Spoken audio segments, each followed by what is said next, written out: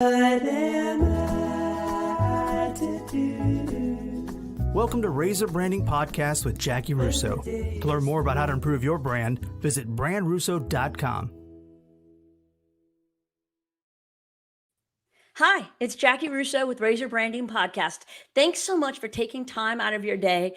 And we've gotten to meet a lot of people. I've gotten to do a bunch of great interviews, told some amazing stories. If you don't already see it on your calendar and your schedule, next week we're going to have all these entrepreneurs talking to us about Entrepreneur Day. But to kick this off is what has to be one of my favorite guests of all time. And we've only met live like for 5 minutes, but it's Loren Feldman with 21 Hats. If you don't subscribe to his daily email, then you aren't getting the most out of your business, because the knowledge and wisdom that he shares, the conduit that he provides to expertise and information, it's awesome. So anybody who's in business, owns a business, runs a business, wants to be in business, or just knows people in business and wants to sound smart at dinner parties, you're in for a treat, because I welcome to the show, Loren Feldman. Oh, Jackie, thank you so much for having me. Really an honor to be here. Loren, it's so exciting. I know I told you this backstage beforehand, but I have been geeked out about this ever since you humbly and kindly and graciously agreed to be a guest. I know you're thinking, oh, I just, it's me and I do this stuff, but I look forward to your email every day like none other. And I send emails, and I'm not as excited about those as I am about reading yours. I just think that the knowledge you bring from the business world to other business owners is awesome. So many of us are in silos, and I feel like I'm a part of community when I read your stuff. I really appreciate that. And, it's, I've been doing this for about 20 years. And I think over that time, if nothing else, I've kind of learned who to listen to, and I've developed a lot of good contacts, and I try to channel that into the email. So it's really nice to hear that it's working for you. I appreciate that. It really is, I have to tell you. And I'll let you answer a bunch of real questions in a minute, but I just want to say one more thing. I have done CEO roundtables through the state economic development. I have done the Goldman Sachs 10,000 small business. I've done another CEO roundtable. I've done peer roundtables. I have participated in Leadership Louisiana through our Community for a Better Louisiana. I've participated in Leadership Lafayette. I'm a joiner, Loren. I'm out there. I'm part of things. I love that networking and that group atmosphere, and I feel there's a lot we can learn peer to peer. All of those together have provided about half as much knowledge and inspiration and connection as I have gotten from your emails in the past year and a half. Wow. Well, that means so much to me. I really appreciate that. It's a true story. So you are a reporter. You have been a journalist for quite some time. When was the switch? When did you think, hey, I'm going to start doing this, not just in my regular day job, but I'm going to launch this entire community called 21 Hats? Well, the first switch happened when I found myself at Inc. magazine in 2002. So that's when I kind of discovered, I'm embarrassed to say, entrepreneurship. I had been a business journalist, but I knew nothing about entrepreneurship. I have an undergraduate degree in business from a good school, and entrepreneurship was not mentioned in my entire time there. I'm old enough. Things have changed since then. I'd like to think I know that things have changed since then, but the first part of my career, I focused on long form journalism. I worked for a bunch of magazines. I like to write. I became an editor. I developed a little bit of a specialty in going to magazines that needed to rethink and redesign. And I did that at Inc. magazine. A friend of mine was named editor. He invited me to come aboard and help him think through what he was going to do with it. I figured at most I'd stay there a couple of years and move on to some other similar project. But a couple of things happened. One, the economy kind of changed, and media companies were having a real tough time with this, internet thing that was evolving, and a lot of them were struggling to figure out what their future was, what they were going to do, and they weren't doing a lot of hiring. And the next gig was harder to come by. But the other thing that happened even better was I just fell in love with what I was doing. I fell in love with the people who were at Inc. magazine, who really knew entrepreneurship and kind of took me under their wing. There's an author named Bo Burlingham who I worked with closely. He's written some really terrific books. One called Small Giants that is, I think, especially influential in this space. I love that. I loved meeting the entrepreneurs I started meeting. And, this is part of the answer to your question. You just can't spend that much time around entrepreneurs and not start thinking at some point. Now, I didn't have the guts to do it. I had a couple of kids who were headed towards school and a mortgage and all of that. So I continued to do journalism for quite some time. I was at Inc. for 5 or 6 years. I went to the New York Times for another 5 years or so. I went to Forbes. And along the way, at each of those places, great companies, I learned a lot. I made a lot of great contacts, both among journalists, but especially among entrepreneurs. And I began to think about why I thought this particular space wasn't being covered as well as it should be. I talked to a lot of people, both journalists and entrepreneurs, and it took me a while, but I came to realize that we in the media were paying way too much attention to Silicon Valley and venture-backed businesses and private equity, and way too little attention to real businesses with real business owners. And, I had a lot of very smart business journalist colleagues who just did not get it at all, didn't understand why I was interested in this. They understood that, what they kind of derisively referred to as small business. They knew it was important from, an aggregation standpoint. It's a big part of the economy, but who wants to talk to an actual small business owner?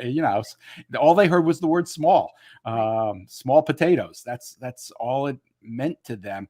What they didn't realize is that these are people who are really putting it on the line, people who take risks with their own money, not with Wall Street money or Silicon Valley money. They're, borrowing against their own house. And, as I realized how great these stories were, how interesting the people were, I realized I wanted to do more with that. And I kept looking for ways to, this answer has dragged on way too long. It's good. I apologize. Good. Keep going. I realized that there was a need out there, that these people knew they weren't getting the attention that they deserved, and they knew they weren't getting the support they deserved. And at each of those publications that I worked for, I encouraged them to try to build a community that would reach them. And they all kind of got it, but I couldn't get them to make it a priority. I would always hear, that makes a lot of sense. We should do that. We have to do this, this, and this. We'll get back to you. And after a few years, I realized they probably weren't going to get back to me. And not because they were stupid. They were very smart people. And those are terrific publications. But the publications have their own missions. And they just didn't see this as being as important to their mission as I thought it could or should be. And ultimately, in September of 2018, I left Forbes, and I partnered with somebody who had a business. It was called Advantage Forbes Books, based in Charleston, South Carolina. You know who I'm talking about it with. They published our book. There you go. In February. Excellent. How about that? I love that. We Yeah. didn't even know that. I know. It's an excellent company that serves entrepreneurs. The founder of it has built a really impressive business. Along the way, he's bought some other businesses that also serve entrepreneurs. And in the fall of 2018, we convinced ourselves that we should get together and build a platform that'll serve not just Adam's existing ecosystem of entrepreneurs, but we can reach out and try to make it the definitive platform for entrepreneurs. We thoroughly convinced ourselves we had a great idea. We got off to a really good start. And then we ran into this pandemic thing. And unfortunately, I think Adam would be the first to tell you that he had done these acquisitions. He probably did them a little bit too quickly. And then with the pandemic, he needed to focus on his core business. So we ended up parting ways on really good terms. He was great about it. He kind of gave me the things that we had built together, one of which is the newsletter that you've referred to. The other thing was a podcast that I've been doing. We started it just before the pandemic hit.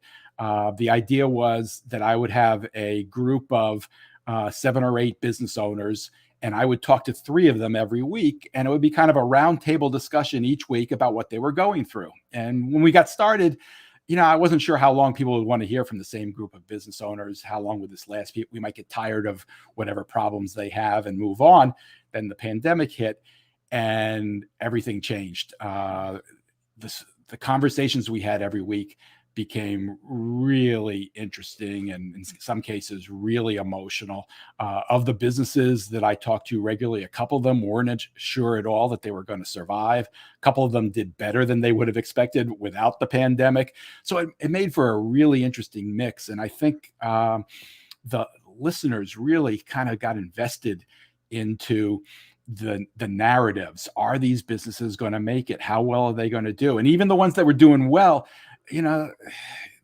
they had issues too, and interesting, complicated issues, acquisitions that didn't go well, attempts to bring in investment money that didn't work out. Even the best business, the businesses that were doing best, had their challenges. So for me, it's been a remarkable opportunity. Because we've been talking every week, we've gotten to know each other really well.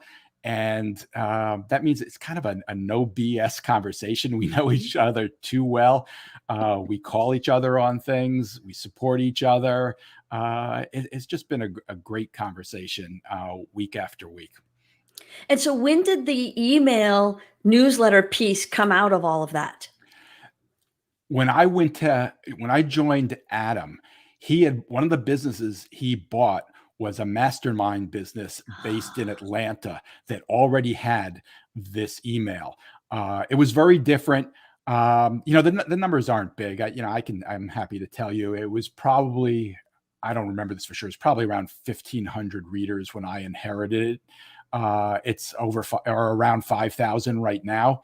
But I took it in a very different direction. It was the person who was writing it was a very smart entrepreneur who had a lot of his own smart thoughts about what was happening in the world of entrepreneurship. I couldn't do that. I didn't have the experience to do that. I hadn't built a business. I wasn't going to try to tell people what to do. What I did was I used it both to introduce the content that we were producing, but also to aggregate, to try to find what I thought were the most important business stories of the day for a business owner, which I don't think is easy to find. I mean, all these stories are out there, but nobody has time to go looking for them. My hope was that I would be providing a service by bringing them together in one place and highlighting them. So in many cases, you don't have to go read the story, but if you want to, the link's there, you can click through and dive a little bit deeper. I did that right away. And, it's not for everybody. Honestly, there's some people who don't understand what the value is, that they can go get it themselves. There are some people who tell me they've stopped subscribing to everything else and they just read this because they trust me to give them what they most need. And if it's not there, they don't need it. Yes. I think my team is done with me forwarding them. I'm like, hey, read this. Hey, read this. They're like, well, just subscribe. Oh, Stop don't asking Jackie. us. You got to keep doing it.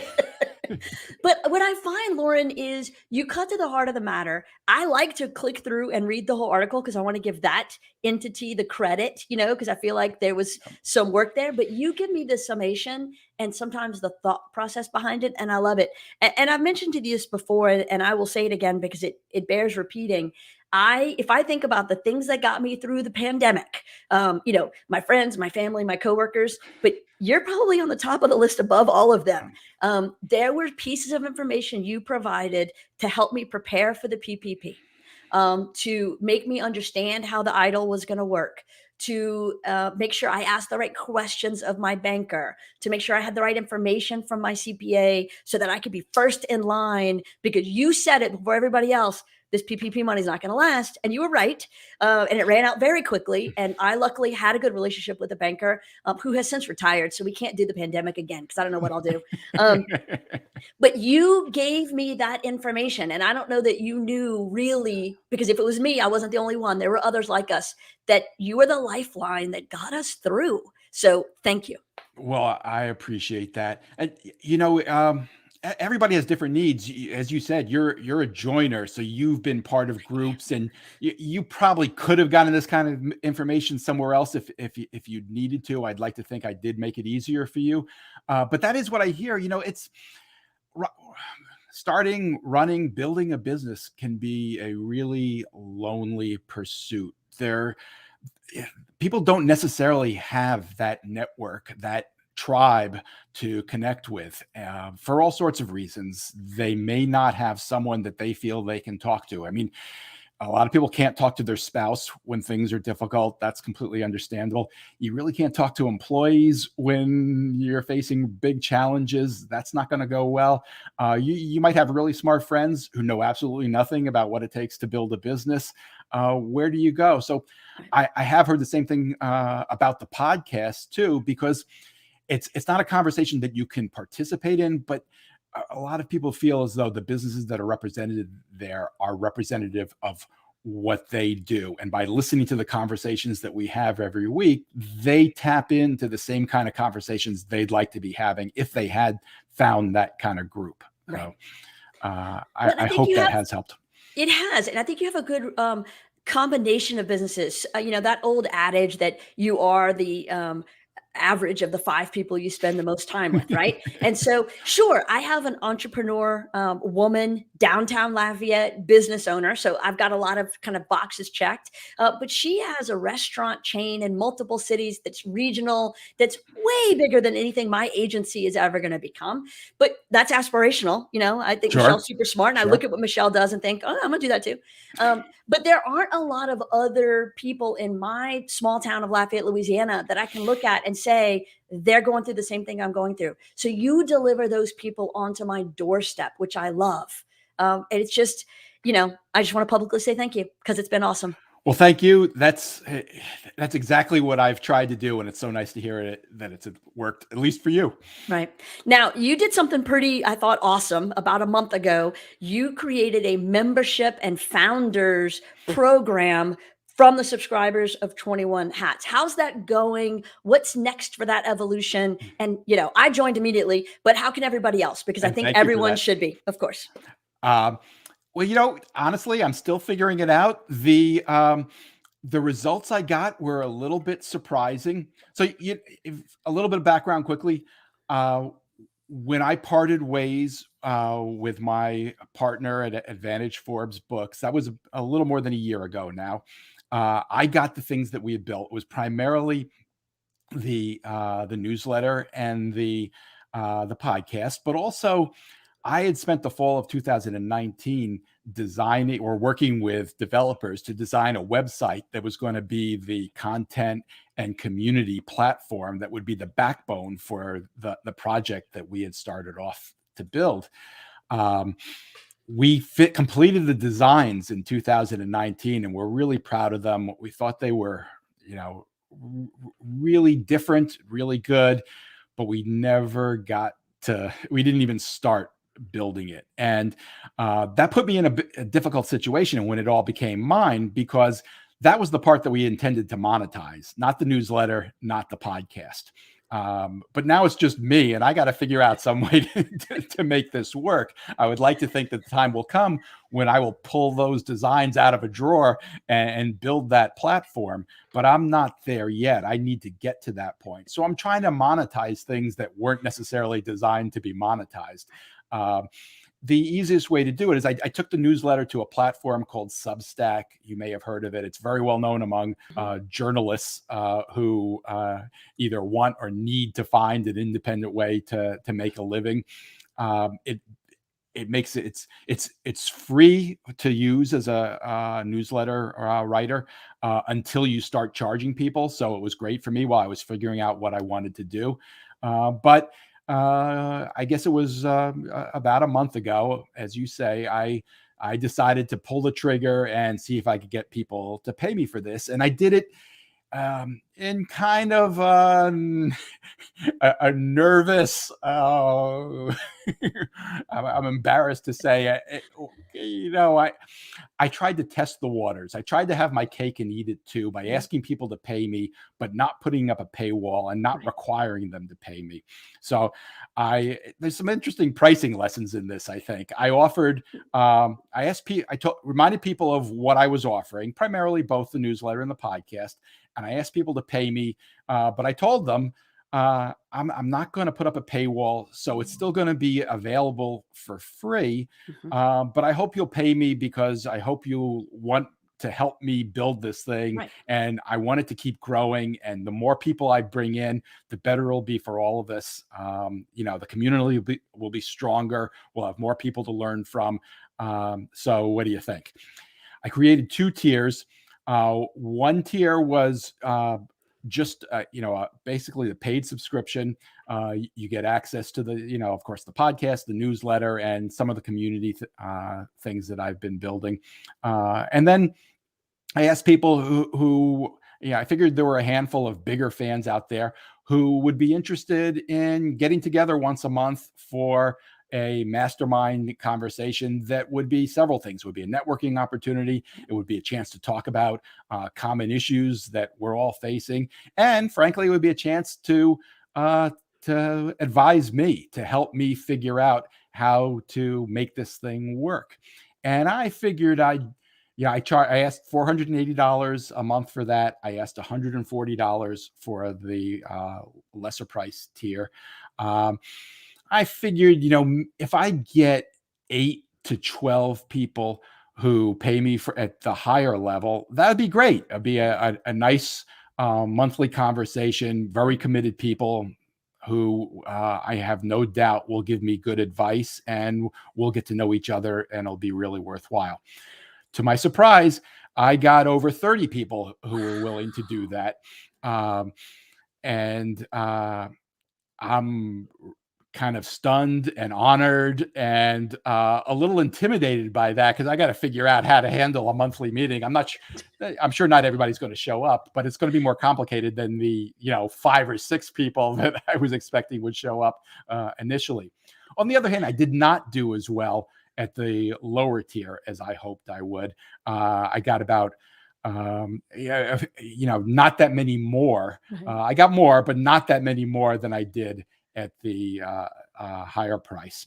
So that I've got to figure out. I think the pricing lesson here is, with the upper level, I kind of introduced a sense of urgency. I told people that there would be a limit, which there is. And I told people that if you want to do this, you got to pay. There's no other option. At the lower price level, I introduced whatever the opposite of urgency is. I introduced complacency and told people, I'd really like you to pay me for this, but if you don't, that's okay too. You can keep reading. So I think I'm probably going to have to adjust that. I've been letting it sink in and seeing what happens. But I think what I'll probably have to do on this platform, I can put up a paywall that allows me to send the email to everybody, even people who aren't paying. But those who aren't paying only get, like the first item and maybe the highlights. If they want more, they would have to, pull out a credit card and pay for it. I'm nervous about doing that. I'm not sure if it'll stunt my growth, but I think that's probably where I'm headed. I love that, though. And I like that you're having that entrepreneurial journey that we all have of figuring out, okay, well, I'm going to test this and I'm going to try that. And I know I have the right idea, but I have to figure out how to put all the pieces together. I think that's the conversation entrepreneurs have every day. Well, that's what everybody keeps saying to me, and it's also, what I love about it, and this is definitely what I hear from entrepreneurs all the time, is you don't really know what your business model is until you test the waters and you see what people are actually willing to pay for. So, some of the news here maybe wasn't as good as I hoped it would be. Some of it was better and may suggest a different path. There may be more interest in creating, monthly conversations than I realized. And maybe what I need to do is break out on different topics. Maybe there's a marketing group that would want to get together. Maybe there's, a hiring, management, firing. Who knows? There are 21 hats, as you have heard. So there are at least 21 possible monthly sessions that I could try out at some point. So, Right. maybe my model lies more in that direction. When I first saw the 21 Hats logo, the first thing that came to my mind was a 21 gun salute. And I was like, that seems kind of appropriate. Funeral, entrepreneurship, they go together. I mean, I get it. I totally get it. I didn't think of the funeral aspect. Nor should of it. you, but it was dark days of the pandemic at that point. I was definitely thinking that. Well, I got a branding expert here. I got to Yes. ask you, what do you think of the name 21 Hats? I understand the concept that entrepreneurs wear a lot of different hats. So I got that. I didn't know the reference to 21 hats specifically. And so There isn't one. Okay. So I think that's why my head went to 21 gun salute, but I get it. I almost think you create a 21 points, 21 platform, 21, give them number value. That's what was on that platform we designed and never built. There were 21 categories there, and we were going to carry that through. Right. The reason I picked it, the thing I liked about it is I wanted a name that one showed respect, that indicated we understand this isn't easy. Right. You need to know a lot of things to build a business, and nobody's prepared to do all of them. Right. You're going to need help with some of them. So I liked that, but I also liked the name because it doesn't exclude anybody. I didn't want the phrase small business in it because some people are offended by that. They consider it a pejorative.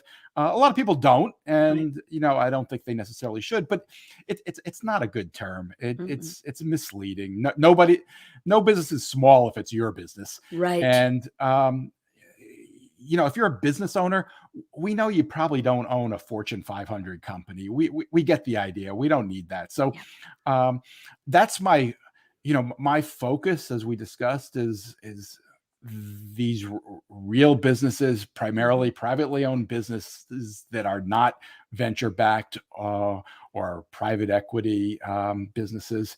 But I don't want to exclude anybody. If somebody can come onto the platform and find something useful about hiring or about marketing or whatever the topic is, great. I want them to feel comfortable. And I didn't want to pick a name that would make them feel, this isn't for me. This is for mom and pops or something that they would look down on.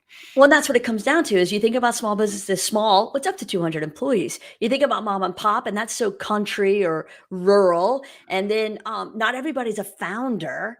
And not everybody thinks of themselves as an entrepreneur, even though that title would be applicable. So no, I liked the openness of 21 hats. And I love that y'all were on the path of giving it value. I would almost think there's 2 specific things you do every month. And so at the end of the year, you've done 24. It's 21 plus a bonus 3. I like that. Right? Yep. Yep. No, look, if there's a place on your site to buy merch, I'd be wearing the hat and the shirt right now. I'm all I got to do that. You got to do that. I want that hat so bad. I do too. I want a hat that says 21 hats. I mean, I want people to think I got 20 more back at the place. I love it. We do have a question from a watcher/listener, Reagan. If you could go back and do it all over again, would you change anything? Do you think Reagan's asking about since I took the leap? I think so. Yes. Yeah. Wow, that's an interesting question that I have never thought about. I've been so focused on surviving day to day and looking ahead. What would I do? You know what? I really wouldn't. I wouldn't change anything. And here's the thing. It was not easy when the partnership broke up and I took this thing over. And at that point in time, it would have been real easy to say, if I could press a button and just go back to my job at Forbes, would I do that? And even then, I said no. I didn't reach out. The truth of the matter is, this is something I'd wanted to do for a long time, and I really didn't honestly have the guts to do it. My kids are now out of college, and that made a big difference. My financial needs are not what they were just, not that long ago. So that made a difference. But to have the nerve to do what people like you and your listeners have been doing forever, I needed that stepping stone. I needed the security of partnering with someone, and it didn't work out, but it got me out of my day job and on the path to figuring out whether I can make this work or not. Right. And I'm really happy that I did that. And I think I will be, whether it succeeds or not. Right. Right. And I think at the time she asked the question, which was about 10 minutes ago, we were specifically talking about that timeline. And so I think that's where it was.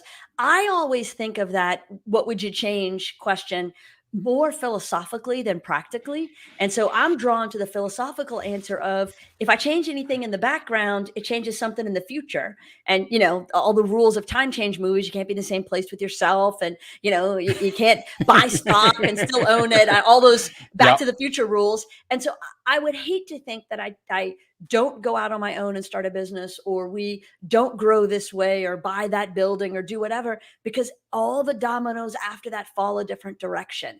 And I That's like the way they've fallen. I agree. I agree completely. It's interesting. As a journalist, I spoke to a lot of smart entrepreneurs, a lot of smart consultants.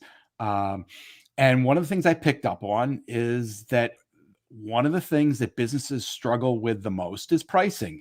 Mm. And by and large, people don't charge enough. I mean, Mm-mm. you could walk in the door of almost any business, and if they're having a problem, that's a good place to start. Mhm. And I have not pretended that that's my expertise. I haven't Right. pretended that I figured that out.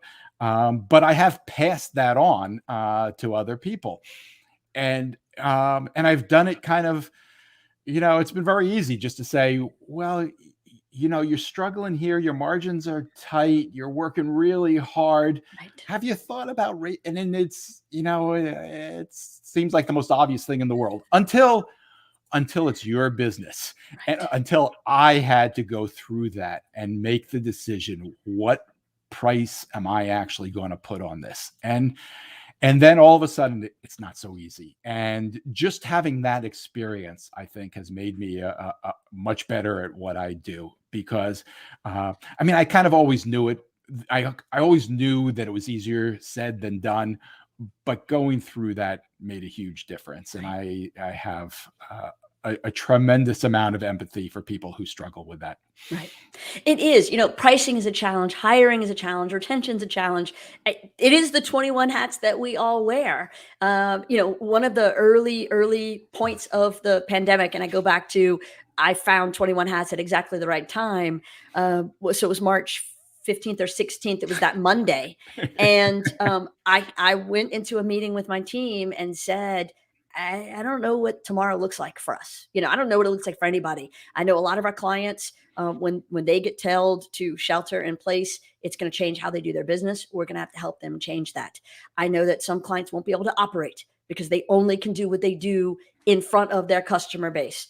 I know that we have a fine dining restaurant that we're going to have to flip to curbside and delivery, and that's not the same experience as the white tablecloth and the team of 5 waiters and your 4-hour experience inside their restaurant. So we got to figure that out. We've got a lot of work to do. So the one thing I need you to do is not worry about getting paid tomorrow. So I will tell you that between, what the company has in its checking account and our savings account and my kids' college funds and our own personal savings account and retirement account, we will make payroll. So you Wow. just keep taking care of clients and I'll take care of you, and we'll just figure this is all going to work out.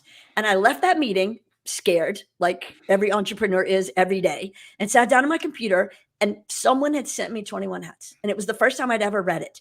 And it was such a light bulb, like, oh, wait, I'm not the only one going through this. We all are. And everybody's kind of doing the same thing I just did. So it'll be fine. And so that to me is what 21 hats does, is it gives me this support and this feedback from other people who are going through the same thing I'm going through, in the trenches, down in the dirt, having to make decisions that I know every time I make a choice, it's someone's mortgage, it's somebody's kid's college fund, it's their future, and it matters. Well, good for you. I mean, to make that kind of commitment to your staff at that time, I can imagine that was a little bit scary. In retrospect, obviously the right thing to do, but everything's obvious in retrospect. In the moment, to be able to commit to making those payments without knowing what was coming, um, you know, But that's the kind of thing that the media do not fully appreciate. They don't realize what goes right. into trying to build a business like this. And obviously that's an extreme example, but that kind of thing happens all the time, with All or the without time. a pandemic. All the time. People have to borrow against whatever, all the time. And when I worked in Los Angeles, I read Robert Rodriguez's book about the movie that he made on credit cards. And I thought, well, that's entrepreneurship. I mean, we all have to make those choices, and people can go broke, and it can be disastrous sometimes. It's really great when it works out, knock wood. Um, but I we're, mean, we're not recommending that you necessarily try this at home. no, definitely not. But I do think about the media covers the big businesses because hiring 10,000 people is sexy. Amazon going out and adding 1.5 million to their payroll, that's sexy. I added 4 to mine this year. That's not as sexy. But when you think about it, that's a 25% growth or whatever. So that's big for us.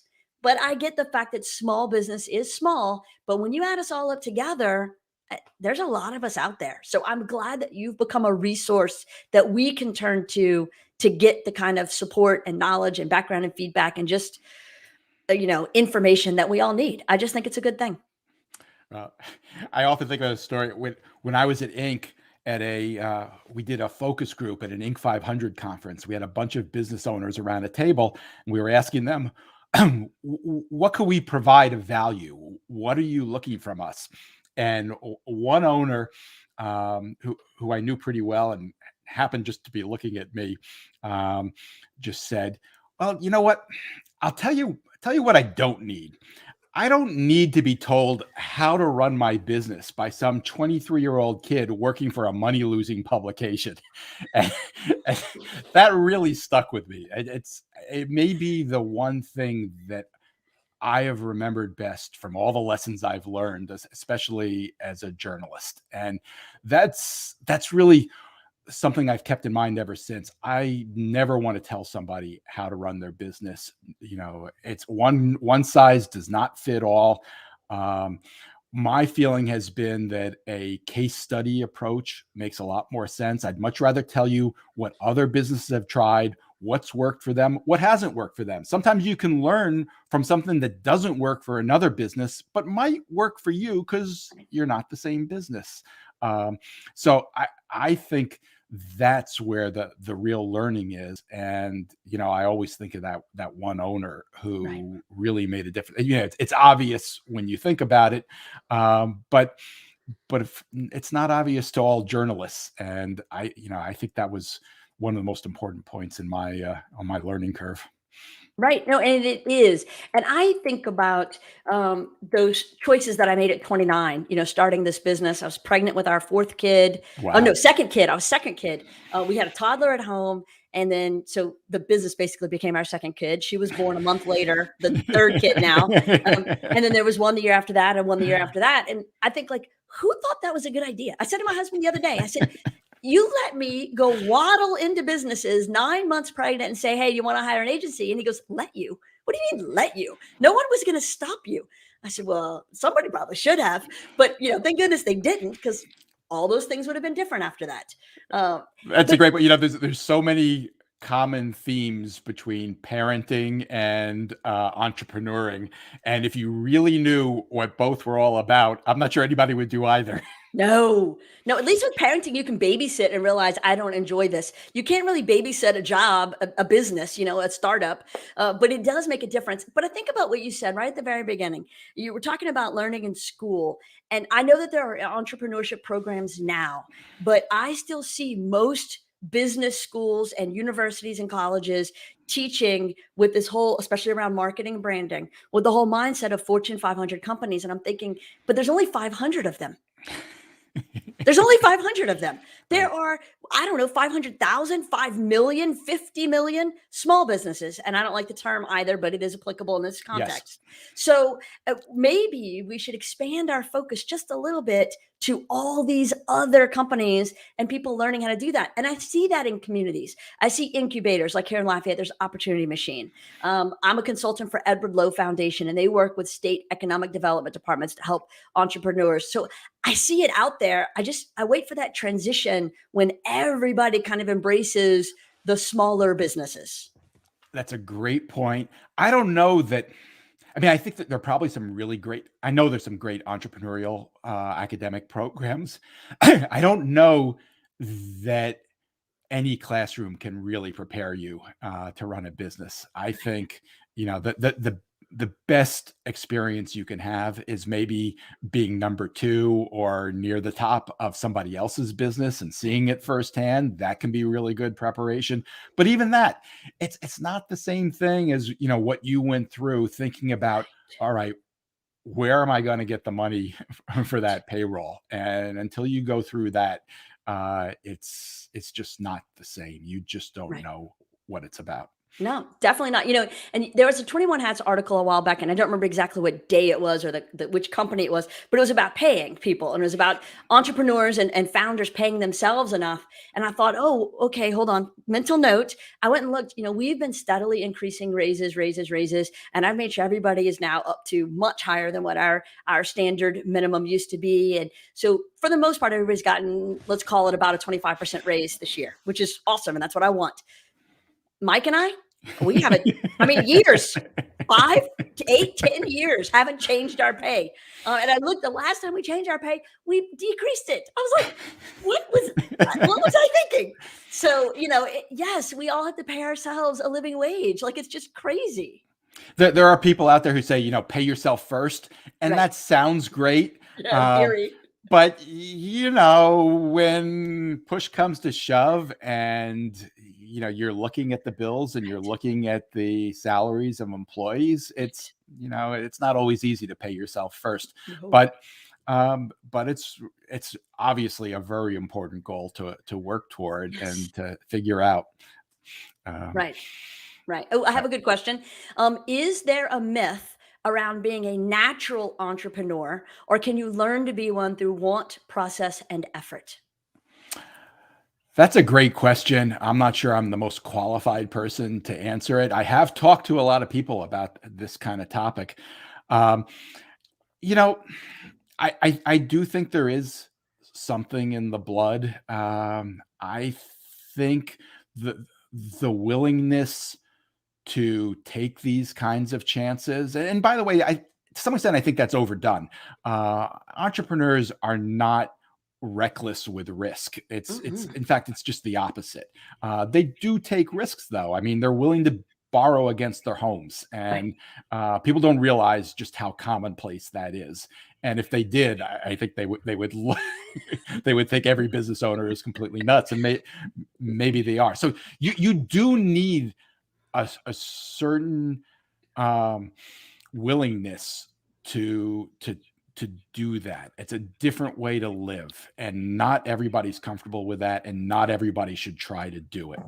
That said, there's a lot that you can learn, and I think going through the process of observing someone else building a business, you can learn a lot, and you could get a sense of whether it's right for you. It's definitely not right for everybody. And, you hear a lot of people talking about passion and, just do it and go, go, go.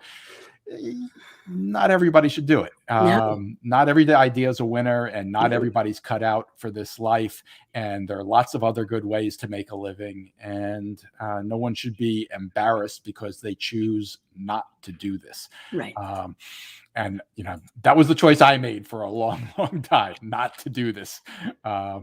And, if things had gone differently, I might never have taken this leap myself. I think, one thing people should think about is, there's a lot of talk about doing it right out of school, that probably is a good time to do it. You don't have a lot of responsibilities. Another time that doesn't get enough attention is when you're older Right. and you don't have quite the same financial needs. You don't necessarily have to risk everything, but you can give it a try like I am. And you have some life experience. Right. I think there's, Yeah. sometimes too much experience is maybe a bad thing because you're not as dumb. Young and dumb has some value when it comes to Yes. entrepreneurship. But you can be old and brave also. And I find those two can kind of balance each other out. I think that ultimately the takeaway is, though, you've got to find something that there is a place for. If you're opening the same thing that everybody else has already opened, if you're the 10th donut shop on the street, I see that all the time. I'm thinking, but why am I going to drive past those 9 donut shops to get to yours? Of course, you're right. There's one of the things I love about entrepreneurship is that there's some really interesting contradictions. And while what you just said is 100% true, I think it's also true that innovation can be overrated. You don't have to create something entirely new. Mhm. You can also do something that others are doing and just do it better. Yes. Uh, and there are a lot of great businesses that have been built by someone who figured out a different way.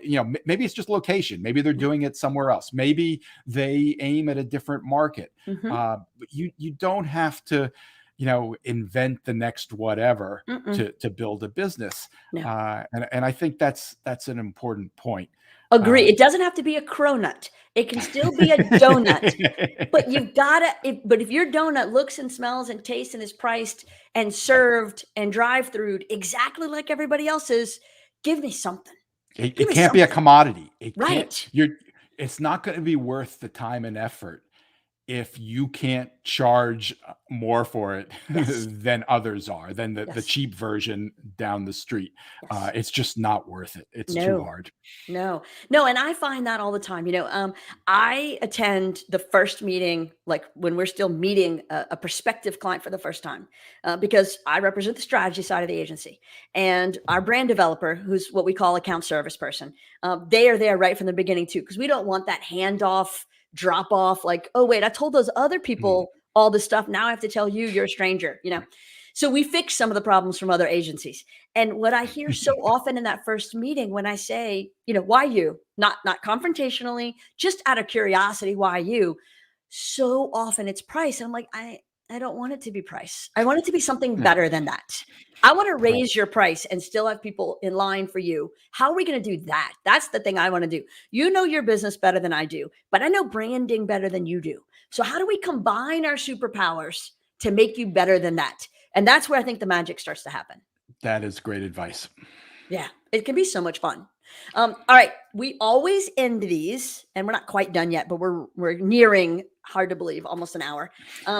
I have the lightning round questions, and I Uh-oh. want to give you time because you're not a lightning round guy. I can tell already. You're not going to give me one word answers, and that's it. There's a backstory, and I love it. That's a very nice way of saying I've been running my mouth. No, I apologize. hey, listen, the people who listen to this thing have heard me run my mouth for years. You're new. You're exciting still. I'm old and boring. So no, I want to give you the chance to give proper answers as you do in your way. So, what is your favorite place on earth? Wow. See, I told you weren't just gonna be able to kick it out. You're gonna think about it. I know you. Um, that is another question that I haven't really thought about. I'm not good at these favorite because type questions. My kids are always asking me, favorite book, favorite artist, favorite team.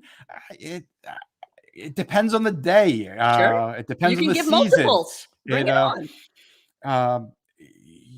um, I I'm just spinning my wheels here. You know what? I'm a big baseball fan. Oh, yes. I love going to spring training. Mm, So there's something, it's changed through the years. When I first started doing it, it wasn't as much of a tourist thing. right. And you could, a lot of sites, spring training sites, they would just let you wander around. One of Oh, my favorite was Vero Beach. The Dodgers used to train mm, there. And I remember just walking around there and I'm going down the path and I looked up and oh, Mr. Koufax, how are you? Oh, I've got chills. That's It's amazing. it is just amazing. So, Just you and Sandy hanging out.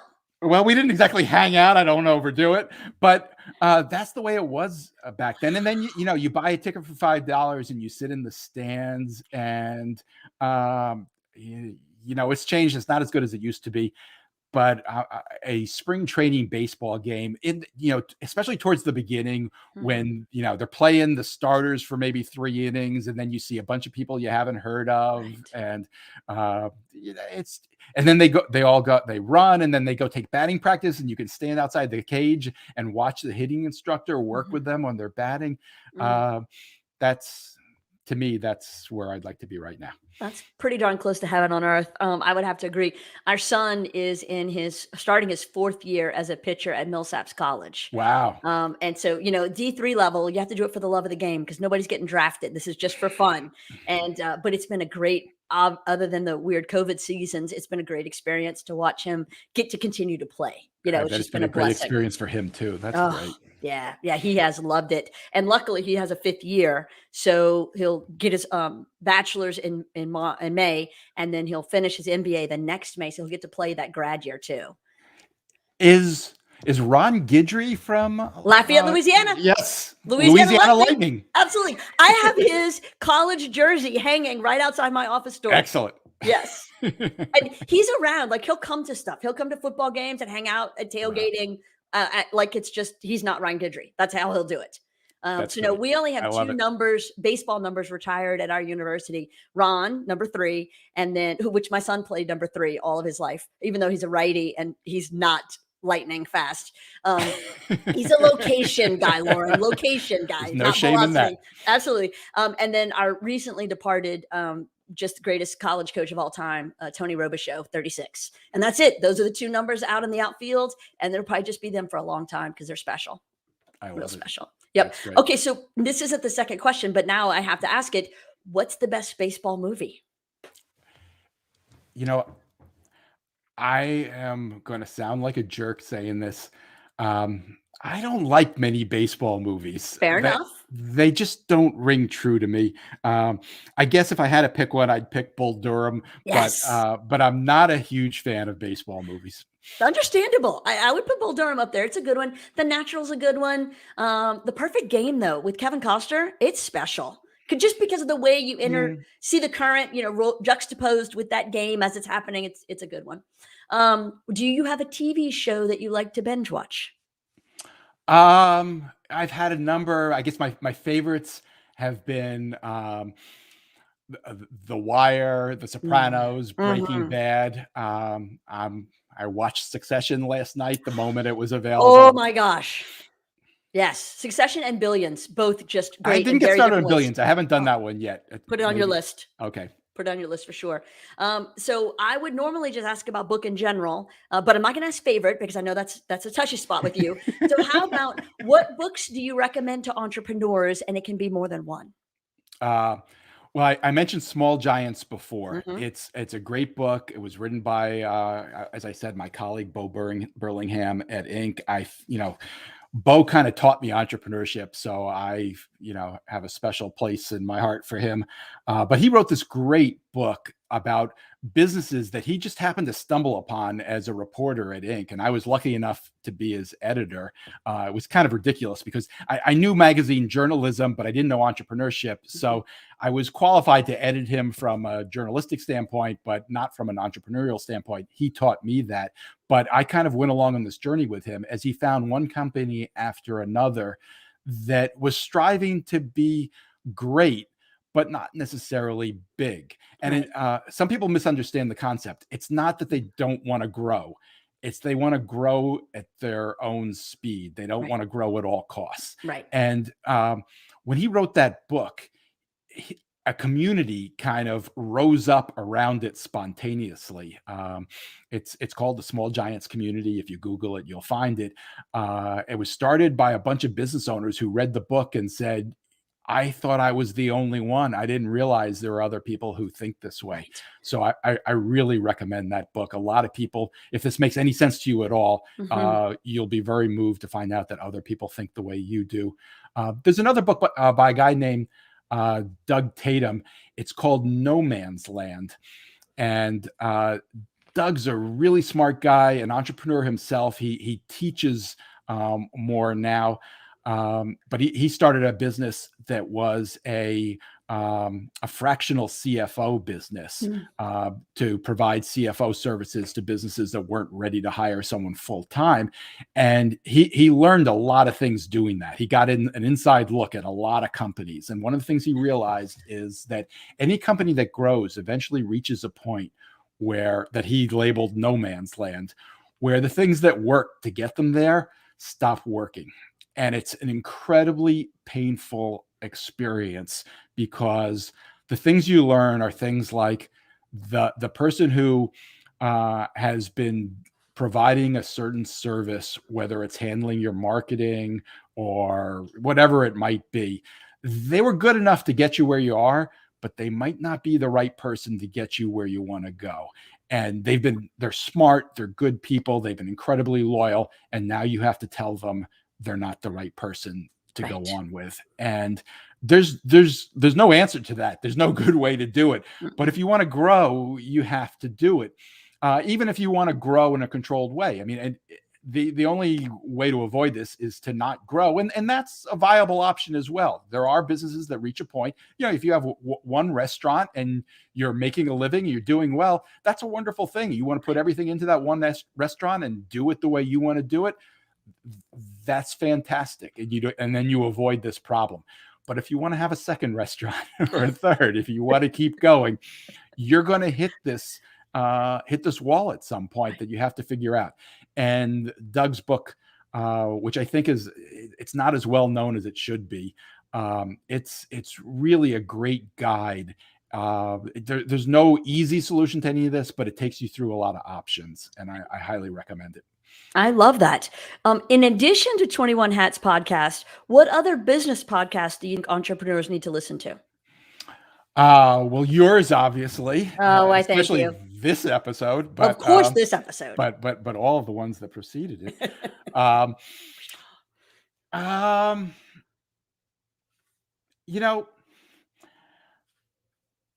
going to struggle with this one too. I guess the one that I listen to most is Guy Raz's How I Built This. Oh, And yes. it's really popular and deservedly so. I think there's some people who get frustrated with it because he's talking primarily to successful people, and it's not as relatable as it would be if he were talking to them at the moment when they were struggling.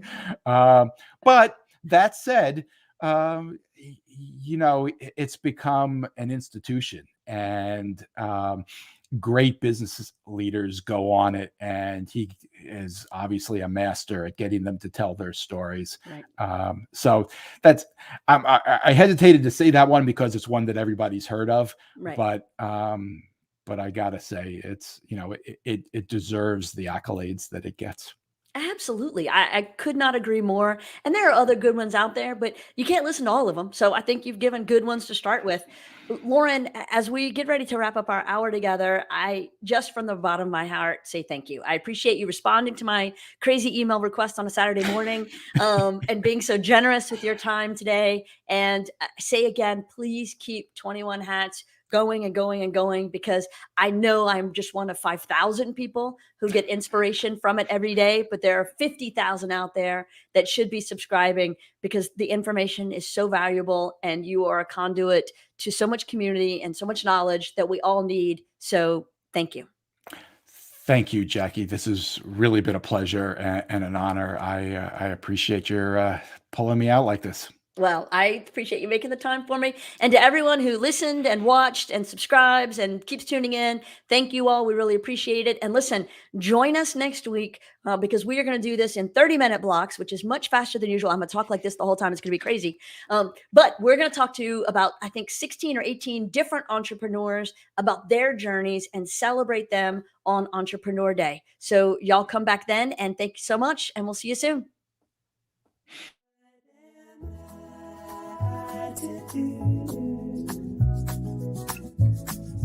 When the day is through.